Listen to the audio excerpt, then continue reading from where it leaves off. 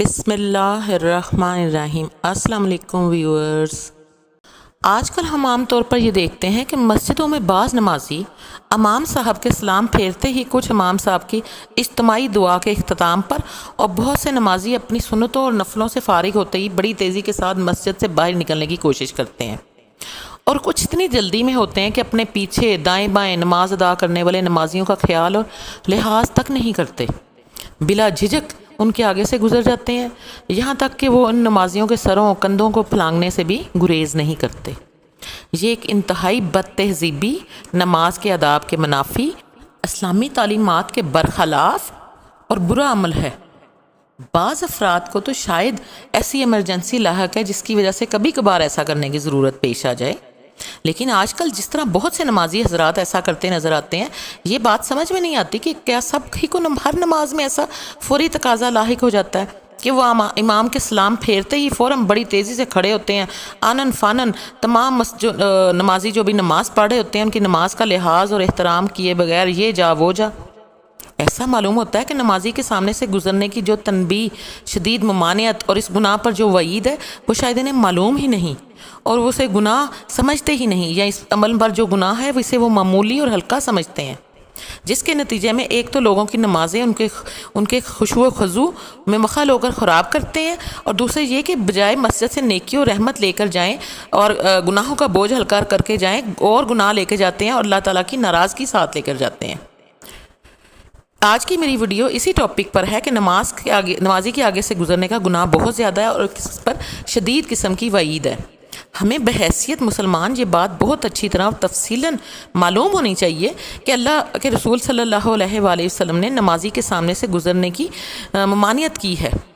رسول اللہ صلی اللہ علیہ وآلہ وسلم نے فرمایا، اگر نمازی کے سامنے سے گزرنے والا جانتا کہ یہ کتنا بڑا گناہ ہے تو وہ اس کے سامنے سے گزرنے کی بجائے 40 سال تک وہیں کھڑے ہونے کو پسند کرتا۔ یہ صحیح بخاری کی حدیث ہے۔ اس روایت کے راوی ابو النصر کہتے ہیں کہ مجھے یاد نہیں کہ مجھ سے بصر بن سعید نے 40 دن کہا یا 40 مہینے یا 40 سال کہا، لیکن اکثر محدثین و فقہا نے یہاں 40 سال ہی مراد لیا ہے۔ اس کی تائید ایک دوسری روایت میں ہوتی ہے جس میں رسول اللہ صلی اللہ علیہ وآلہ وسلم نے 40 موسم خریف کے الفاظ فرمائے ہیں، اور یہ حدیث بائنہ ہی دیگر کتب صحائح ستہ میں بھی موجود ہے۔ اگر اس روایت کو سب سے قلیل مدت یعنی 40 دن ہی سمجھ لیا جائے کہ جب نمازی کے آگے سے گزرنے تو اس کے بعد 40 دن تک اس کا گناہ ہوتا ہے، تو پھر بھی اس حدیث سے یعنی کہ 40 دن بھی اگر ہم سمجھ لیں تو اس سے بھی اس گناہ کی جو سنگینی ہے وہ واضح ہے۔ اس کے علاوہ سنن ابن ماجہ اور صحیح ابن حبان میں حضرت ابو ہریرہ رضی اللہ تعالیٰ عنہ سے مروی ایک روایت کے الفاظ میں نمازی کے آگے سے گزرنے پر 100 سال تک کھڑے ہو کر انتظار کرنے کو ترجیح دینے کا کہا گیا ہے۔ ابن ماجہ کے الفاظ اس طرح ہیں کہ اگر تم میں سے کسی کو نماز میں مشغول اپنے بھائی کے سامنے سے گزرنے کے گناہ کے بارے میں معلوم ہو جائے کہ اس پر کتنا گناہ ہے تو وہ 100 سال وہیں کھڑا رہتا، اور اس طرح گزرنے کا ایک قدم اٹھانے سے بہتر سمجھتا، یعنی کہ وہ نمازی کے آگے سے گزرنے سے بہتر سمجھتا کہ وہ 100 سال تک وہیں کھڑا ہو کر نماز اس کے ختم کرنے کا انتظار کرے اور پھر آگے سے گزرے۔ اس کے ساتھ ہی امام مالک موطا میں کعب بن احبار کا یہ قول نقل کرتے ہیں کہ اگر نمازی کے سامنے سے گزرنے والے کو معلوم ہوتا کہ اس پر کتنا گناہ ہے تو اس کے لیے زمین میں دھنس جانا نمازی کے سامنے سے گزرنے سے بہتر ہوتا۔ ان تمام وعیدوں سے بڑھ کر یہ وعید کہ رسول اللہ صلی اللہ علیہ وآلہ وسلم نے نمازی کے سامنے سے گزرنے والے کو شیطان قرار دیا۔ آپ صلی اللہ علیہ وآلہ وسلم نے فرمایا، جب تم نماز ادا کرتے وقت آگے سترہ کھڑا کر دو اور کوئی شخص سترے کے اندر یعنی نماز اور سترے کے درمیان سے گزرنا چاہے تو اسے روکو، اگر وہ نہ رکے تو اسے سختی سے روکو، بے شک وہ شیطان ہے۔ نبی کریم صلی اللہ علیہ وآلہ وسلم اپنے اور اپنے سترے کے درمیان سے کسی بھی چیز کو گزرنے نہیں دیتے تھے۔ انہی احادیث اور روایات کی بنا پر محدثین و فقہا نے نمازی کے آگے سے گزرنے کے عمل کے معاملے میں سخت موقف اپنایا ہے۔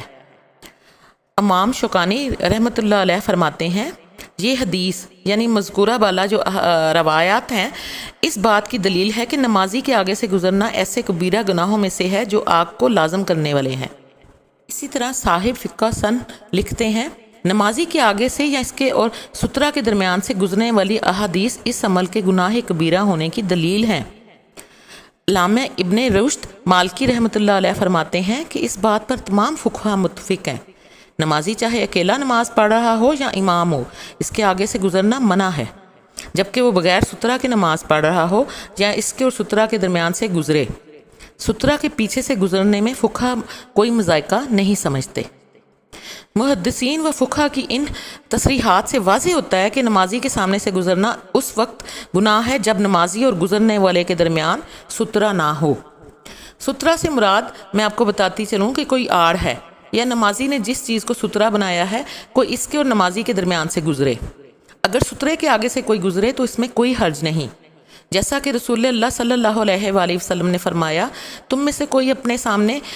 کجاوے کی پچھلی لکڑی جیسی کوئی چیز رکھ کر نماز ادا کرے تو پھر اس لکڑی کے آگے سے گزرنے والے کی کوئی پرواہ نہیں ہے۔ لہٰذا نماز ادا کرنے والے کے لیے یہی مسنون طریقہ ہے کہ ان سامنے کوئی سترہ قائم کر لے، تاکہ وہ لوگوں کے سامنے سے گزرنے کے لیے ان کے لیے گناہ کا سبب نہ بنے، اس کی نماز کے خشوع و خضوع میں کوئی خلل بھی واقع نہ ہو۔ علامہ عبد الرحمن الجزیری رحمۃ اللہ علیہ فرماتے ہیں، انہوں نے لکھا ہے کہ نمازی کے آگے سے گزرنا حرام ہے، اگرچہ نمازی نے بغیر کسی عذر کے سترہ نہ رکھا ہو۔ اسی طرح نماز پڑھنے والے کے لیے بھی یہ حرام ہے کہ وہ اپنی نماز سے لوگوں کے آگے جانے میں رکاوٹ بنے اور بغیر سترہ رکھے ایسی جگہ نماز پڑھنے لگے جہاں اس کے سامنے سے بکثرت لوگوں کی آمد و رفت ہو۔ ایسی صورت میں اگر نمازی کے آگے سے کوئی گزر جائے تو اس کا گناہ اسی نمازی کو ہوگا کہ ایسی جگہ نماز کیوں پڑھی جہاں لوگوں کو سامنے سے گزرنا پڑا۔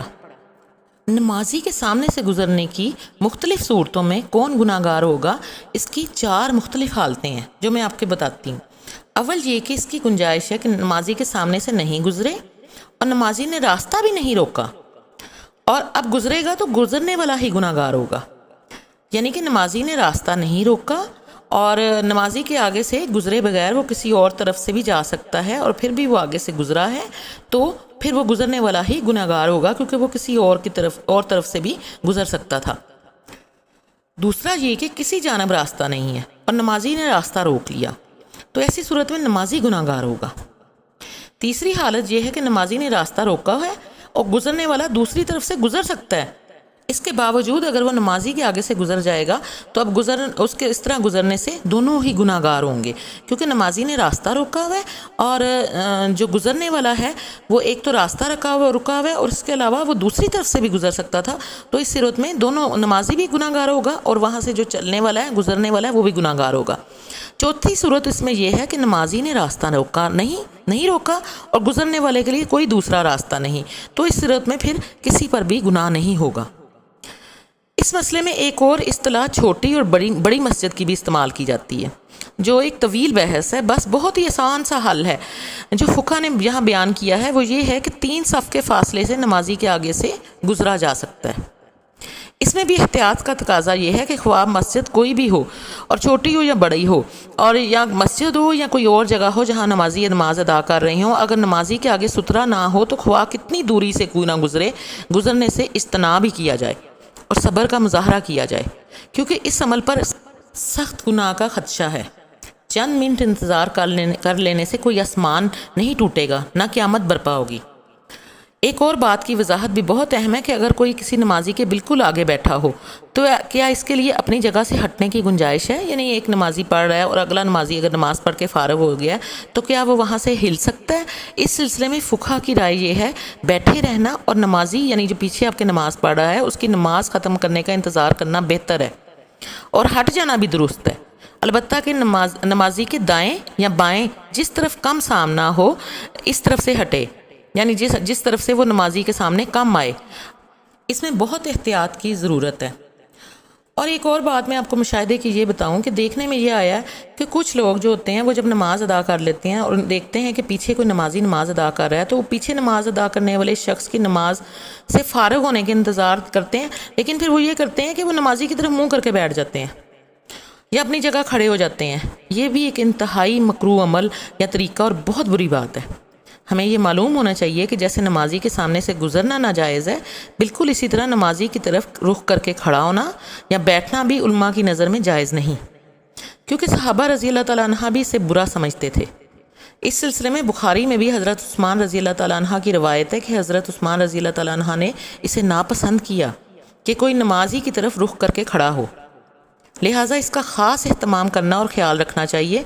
قبلہ رخ بیٹھ کر ہی، یعنی اپنا قبلہ کی طرف ہی منہ رکھیں اور پیچھے جو آپ کے نمازی ہے اس کی نماز کا ختم ہونے کا انتظار کریں، اور جب وہ نماز سے فراغت حاصل کر لے تب آپ اٹھ کر تشریف لے جائیں۔